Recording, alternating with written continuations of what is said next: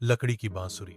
गांव पिपलिया घाट की तंग गलियों में टूटी सीढ़ियों और चटकती दीवारों के बीच एक झोंपड़ी थी। वहीं रहता था गोपाल, एक 12 साल का लड़का जो बोल नहीं सकता था। जन्म से ही गूंगा था, लेकिन उसकी आंखों में कुछ था जो शब्दों से ज्यादा बोलता था। गोपाल का पिता एक खोमचे वाला था। कभी मूंगफली, कभी भेलपुरी बेचता और मां कपड़े धोती थी। 3 बहनों के बाद गोपाल अकेला बेटा था, मगर समाज के लिए अधूरा।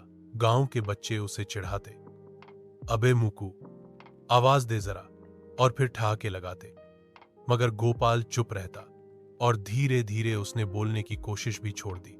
एक दिन खेत के किनारे पेड़ों के झुरमुट के बीच उसे एक टूटी हुई लकड़ी की बांसुरी मिली, बिना नोक, धूल से भरी। मगर उसकी उंगलियां उस पर फिसलीं और जैसे कुछ भीतर से बज उठा। वो बांसुरी को घर ले आया और उसे साफ करके अपने होठों से लगाने की कोशिश की। पहले दिन कुछ नहीं हुआ, मगर अगली सुबह सूरज की किरणें जैसे ही पुआल की छत से अंदर आईं, वो फिर बांसुरी बजाने बैठा। धीरे धीरे उसकी सांसें बांसुरी में रचने लगीं। उसकी आवाज नहीं थी, मगर बांसुरी में ऐसा कुछ था जो दिलों से बात करता था। वो हर शाम घर के बाहर पीपल के पेड़ के नीचे बैठकर बांसुरी बजाता। शुरू में लोग हंसते, मगर कुछ दिन बाद गांव की चिड़ियां तक वहां आकर बैठने लगीं। कहानी तब बदली जब एक शहर से आया संगीत शिक्षक आचार्य संजय, एक वृद्ध मगर तेज नजर वाला व्यक्ति जो अपने पुराने दिनों की याद में गांव घूमने आया था। एक शाम वो गांव में घूमते हुए पीपल के नीचे बैठा और वहां से आई बांसुरी की धुन को सुनकर चौंक गया। उसने देखा एक गूंगा लड़का, फटे कपड़े, धूल से भरे पांव, मगर उसकी बांसुरी में ऐसा राग था जो शब्दों से ऊपर था। आचार्य संजय ने उस रात गोपाल के घर जाकर उसके माता पिता से कहा, आपका बेटा कोई सामान्य बच्चा नहीं है। इसे सिर्फ खाना नहीं चाहिए, इसे एक मंच चाहिए। अगले ही दिन आचार्य संजय ने गोपाल को अपने साथ शहर ले जाने की अनुमति मांगी। गांव वालों ने विरोध किया। अंधेरे में चमक दिख रही है गुरुजी को। मगर मां ने बेटे की बांसुरी में ही भविष्य देख लिया था। शहर का जीवन नया था, ऊंची इमारतें, तेज रफ्तार, अजनबी चेहरे। मगर गोपाल के पास एक ही चीज थी, उसकी बांसुरी।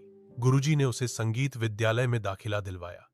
शुरुआत में लोगों ने कहा, गूंगे का संगीत, मगर फिर उसकी बांसुरी बोलने लगी।